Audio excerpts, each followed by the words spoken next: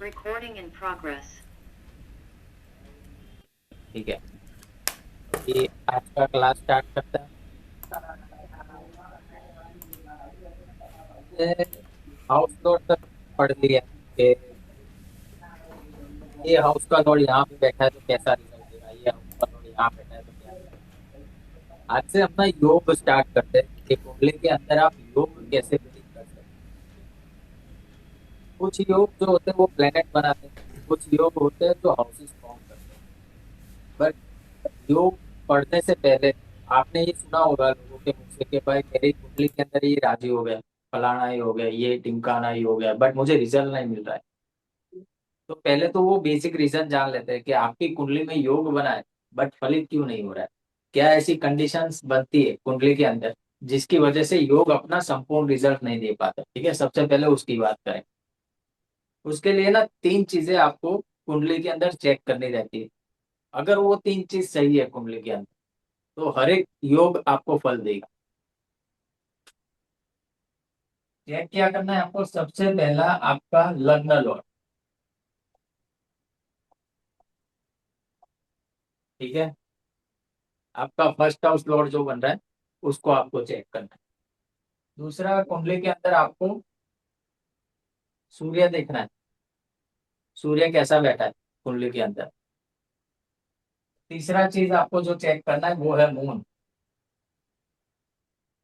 ठीक है, अभी ये क्यों, जो लग्न लॉर्ड है ना वो आप खुद हो, पर्सनालिटी। ठीक है, आपका व्यक्तित्व, आपका कैरेक्टर, माइंडसेट,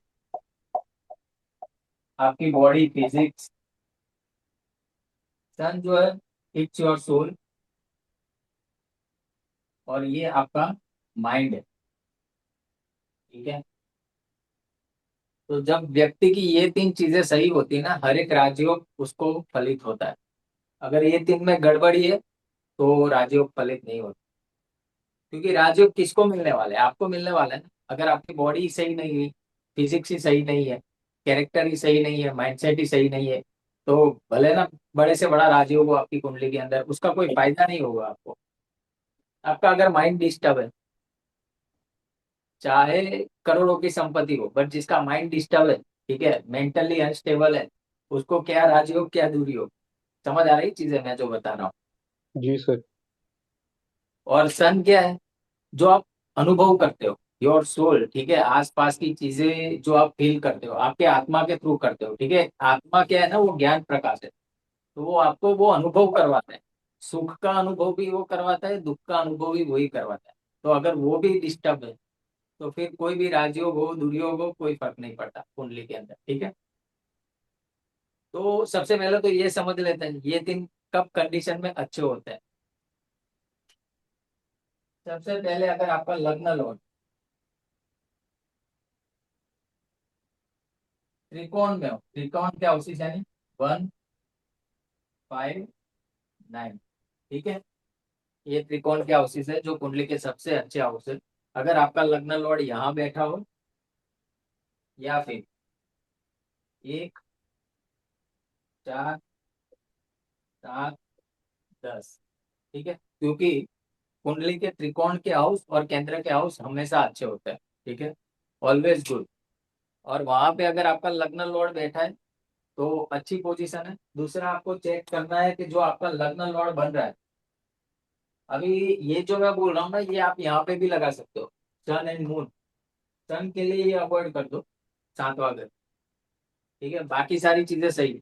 तो ये कॉन्सेप्ट जो मैं बता रहा हूँ ना वो आपको ये तीनों प्लेनेट के लिए चेक करना है। पोजीशन तो हमने देख ली, अभी आपको दूसरा जो चेक करना है ये प्लेनेट जो है ना उनकी डिग्री चेक करो। ठीक है, अगर 10 से लेके चलो मोटा मोटा 24 तक है तो भी सही कंडीशन, यानी प्लेनेट है दमदार। ठीक है, 10 से 24 के बीच में है तो, और उसमें भी अगर 12 से 18 में है तो वेरी गुड।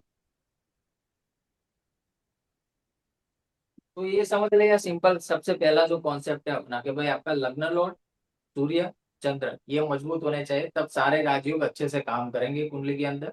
अदरवाइज कोई राजयोग आपको वो फल नहीं दे पाए जितना वो सक्षम है फल देने के लिए। दूसरा, अभी चलो सन मून की बात आ रही है तो उन्हीं से स्टार्ट करते हैं, बाकी राजयोग फिर मैं कवर करता हूँ धीरे धीरे।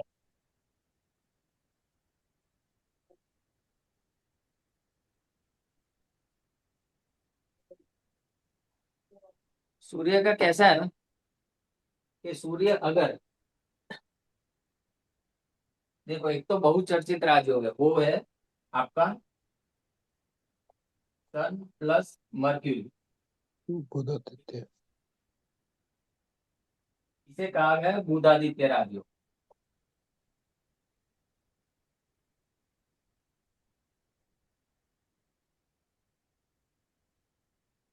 वैसे भी मर्क्यूरी सन के आसपास ही होता है, वीनस सन के आसपास ही होता है, बट यहाँ पे आपको चेक ये करना है ना कि किस हाउस में बन रहा है ये योग।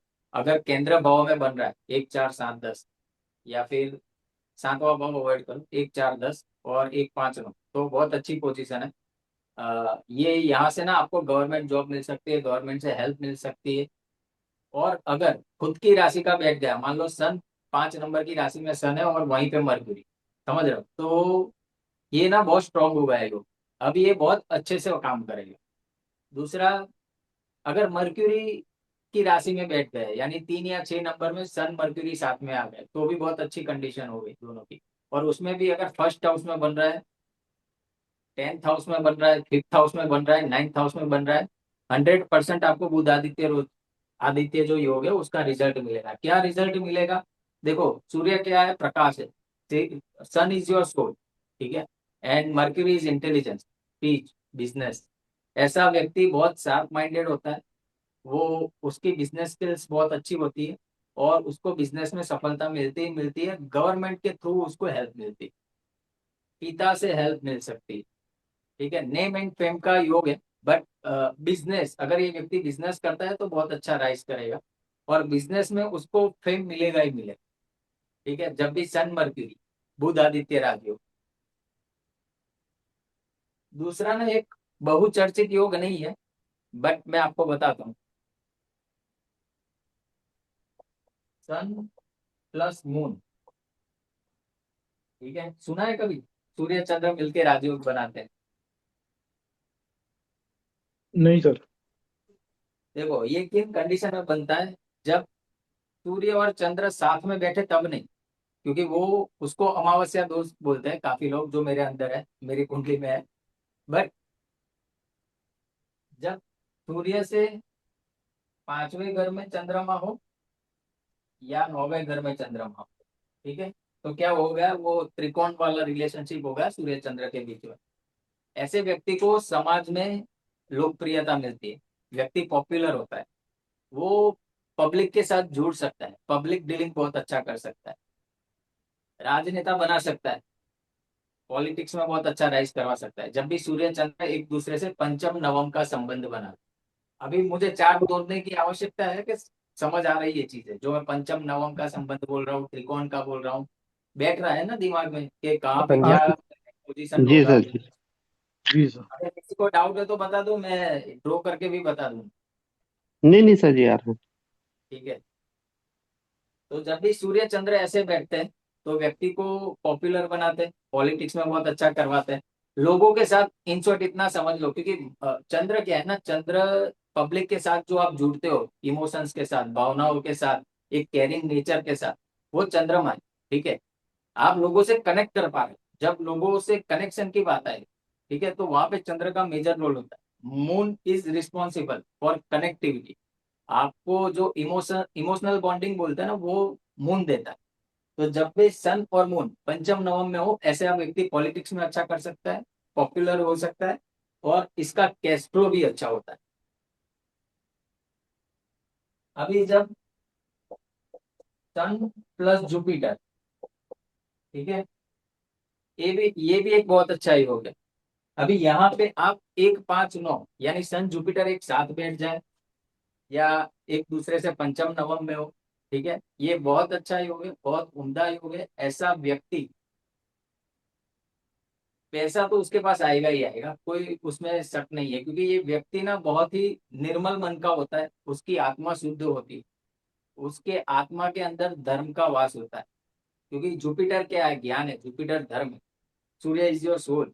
तो जब ये दोनों प्लेनेट आपकी कुंडली में कहीं कंजक्ट हो रहे हैं, मान लो फर्स्ट हाउस में हो गए, फिफ्थ हाउस में हो गए, नाइन्थ हाउस में हो गए, ये व्यक्ति को बहुत अच्छा राइज करवाता है, समाज में एक मान सम्मान देता है, एक अच्छी छवि देता है।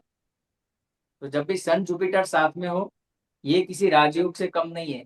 ये कहीं कुंडली में, यानी जितने भी क्लासिक टेक्स्ट है, कहीं कहीं बोला गया है कि भाई sun Jupiter is a good, but उसको राजयोग में नहीं लिया गया है। बट जितने भी अच्छे ज्योतिषी होंगे ना, वो इसको एक राजयोग की तरह ही कंसिडर करेंगे, क्योंकि ये व्यक्ति बहुत ही अच्छी सोल वाला होता है। इन शॉर्ट इतना समझ लो, जिसका भी सन जुपिटर साथ में होता है, नो डाउट एग्रेसिव मिलेगा आपको, बट लोगों के प्रति ना दया भावना बहुत होगी ऐसे व्यक्ति के अंदर।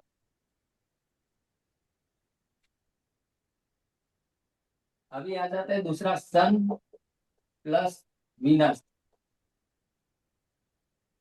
अभी आप बोलोगे ये दो तो एनिमी है, ठीक है, बट क्या होता है ना, देखो, सूर्य और शुक्र जब साथ में होता है ना, व्यक्ति कैरिस्मेटिक पर्सनालिटी वाला होता है। आप उसको देखोगे ना, किसी फिल्म स्टार से कम नहीं दिखेगा, क्योंकि वीनस क्या है, वीनस आकर्षण, ठीक है, वीनस इज लग्जरी, और सन इज योर सोल। तो ऐसा व्यक्ति कला प्रेमी भी मिल सकता है आपको, मीडिया लाइन में बहुत अच्छा काम कर सकता है, एक्टिंग वगैरह जो मॉडलिंग फील्ड आती है उसमें बहुत अच्छा काम कर सकता है। और क्या हुआ, धन आपकी आत्मा से जुड़ गया, लग्जरी आपकी आत्मा से जुड़ गई, तो बताओ व्यक्ति पैसा वाला मिलेगा कि नहीं मिलेगा? बिल्कुल सर। ठीक है। तो सन वीनस अगर इकट्ठा है, तो भी ये एक राजयोग जैसा ही फल देता है। इसमें प्रॉब्लम एक ही हो जाती है, जब सूर्य शुक्र साथ में होता है ना, राहु सड़ जाता है, ठीक है, वो बाद में बात करेंगे उसके बारे में। बट अच्छा है ये योग, व्यक्ति को वेल्दी बनाता है, उसकी पर्सनालिटी भी बहुत अच्छी होती है, लोगों से बहुत जल्दी कनेक्शन बना लेता है। दूसरा सन के साथ अभी और रह गया, सन प्लस मार्स। अभी मैं जितने भी प्लस कर रहा हूँ ना, माइंड में आ ही जाना चाहिए कि एक साथ बैठे हो, त्रिकोण में बैठे हो, आमने सामने बैठे हो, ठीक है, 17 एक्सिस, आमने सामने, साथ में त्रिकोण में सबसे ज्यादा फल मिलेगा साथ में बैठे हो उसका, और त्रिकोण का, वो कंजंक्शन सबसे ज्यादा। उसके बाद ये सारे, और चौथा एक रहेगा राशि परिवर्तन, वो जब योग समझाऊंगा तब पता चल जाएगा, बट उसमें भी ये लागू होगा जो मैं बोल रहा हूँ। ऐसा व्यक्ति आपको योद्धा मिलेगा। आर्मी में जितने भी लोग आप देखोगे ना जो उच्च पद में हैं, आर्मी में, पुलिस में, नेवी में, एयरफोर्स में, ये कॉम्बिनेशन उनके चार्ट में मिलेगा, either in first house, either in tenth house, या तो फिर वहां बैठे होंगे, या तो उन हाउसेस को देख रहे होंगे। ये कॉम्बिनेशन ही व्यक्ति को सरकारी जो पद होते हैं उसमें उच्च अधिकारी तक पहुंचाते हैं, सन एंड मार्स। प्रॉब्लम एक ही है इस योग के अंदर, कि व्यक्ति एंग्री बहुत होता है, एंगर इश्यूज बहुत होते हैं, उसको उसको उसकी एनर्जी अगर चैनलाइज हो रही है तब तो ठीक है, बट वो अपनी एनर्जी को चैनलाइज नहीं कर रहा है, तो आप उसके नेचर में ना एक एग्रेसिवनेस पाओगे ही पाओगे।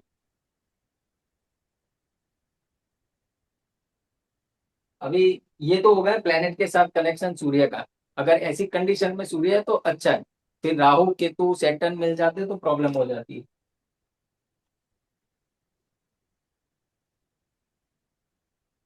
दूसरा, सूर्य के लिए आपको 2 पॉइंट और है, वो भी चेक कर ले।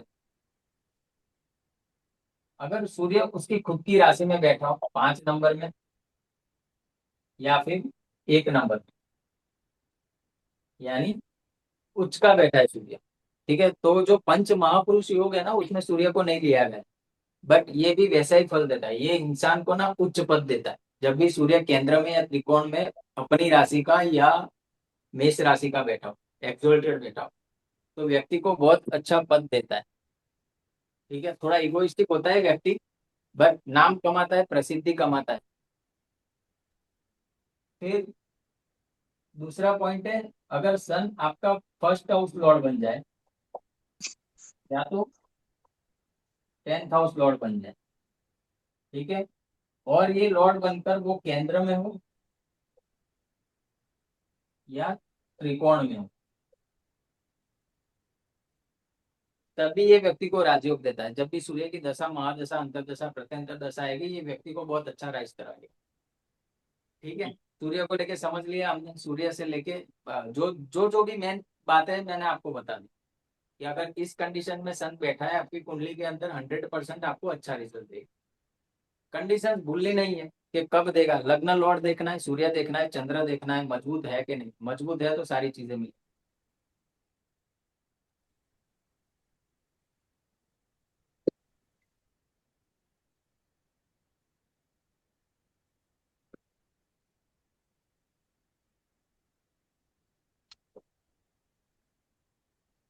सूर्य की हमने बात कर ली कि सूर्य अच्छा कैसे डिफाइन कर सकते हैं हम कुंडली के अंदर।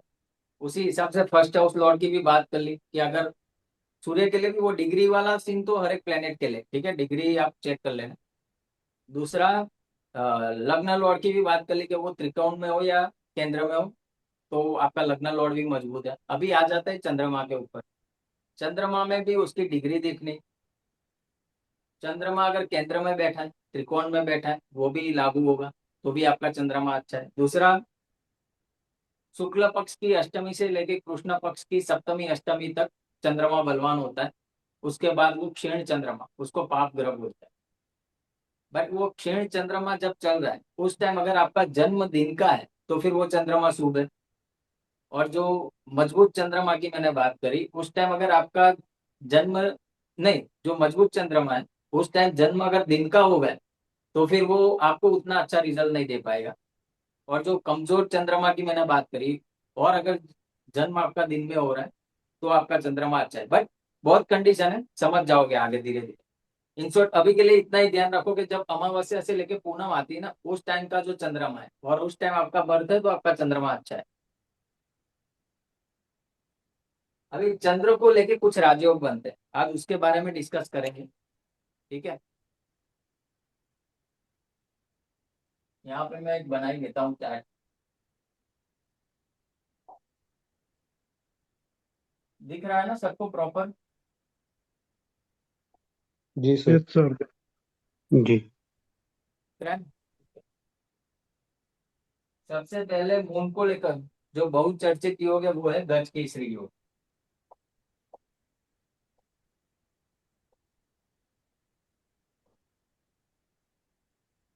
गज केसरी योग कब बनता है? जब चंद्रमा से जुपिटर केंद्र स्थानों में हो, यानी 1, 4, 7, 10। तो अभी आपको ये नहीं देखना है, आपको ये चेक नहीं करना है कि भाई जुपिटर और मून केंद्र स्थान में हो। आपको ये चेक करना है कि आपका जो जुपिटर है वो चंद्रमा से 1, 4, 7, 10 की दूरी पे हो। मान लो आपका चंद्रमा यहाँ बैठा है 6th हाउस में, ठीक है, तो चंद्रमा जहां बैठा है वहां से काउंटिंग करनी। एक एक, यानी मान लो जुपिटर यहाँ ही बैठ जाए तो ये भी गज केसरी होगा। 2, 3, 4, जुपिटर यहाँ बैठ जाए क्योंकि चंद्रमा से चौथे स्थान पे चला गया ना। 5, 6, 7, या तो यहाँ हो। 8, 9, 10, या तो यहाँ। आपको काउंटिंग वहां से देखनी है। चंद्रमा जहां बैठा है वहां से आपको पोजीशन देखनी है, 1, 4, 7, 10, यानी प्लेनेट जहां बैठा है उसको फर्स्ट हाउस बोलेंगे, प्लेनेट के आगे के हाउस को हम सेकंड हाउस बोलेंगे। उस हिसाब से। डाउट है किसी को? क्लियर? Yes sir. क्लियर। ठीक है, ये बहुत अच्छा योग होता है, गज केसरी योग। ये व्यक्ति को धन, मान, सम्मान, पद, प्रतिष्ठा, गाड़ियों का सुख, महलों का सुख, घर का सुख, कुटुंब का सुख, परिवार का सुख, उच्च पदों की प्राप्ति, सारी चीजें करवाता है। कंडीशन कौन सी बनेगी इसके अंदर, कब करवाएगा? दशा उनकी महादशा। अंतरदशा में। या तो चंद्र की महादशा आ जाए या गुरु की महादशा आ जाए। ठीक है, यस।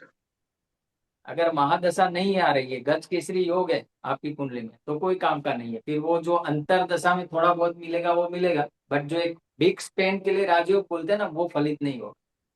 दूसरी एक कंडीशन है, चलो महादशा भी मिल गई आपको चंद्र की या गुरु की, फिर भी फलित नहीं हो रहा है, क्यों? नवांश में सर वो होगा, नहीं होगा। जब नवांश में गज केसरी जी। योग बने ना, तभी उसको गज केसरी योग माने। अच्छा ठीक ठीक है। जी। अभी आप बोल रहे थे ना सर, नवांश कब देखना है, क्यों देखना है? नवांश से प्रिडिक्शन नहीं करना है। जो इवेंट हमें लग्न कुंडली में दिख रहे, जो प्रॉमिस दिख रही, वो क्या सचमुच में फलित उस तरीके से होगा?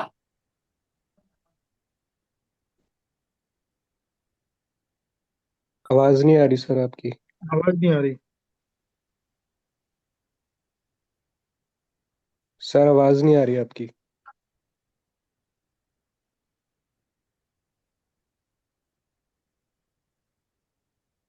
कृपाल सर आवाज।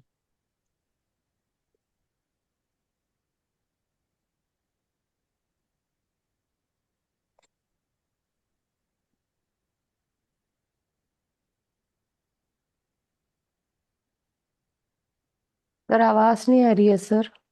नहीं आ रही है।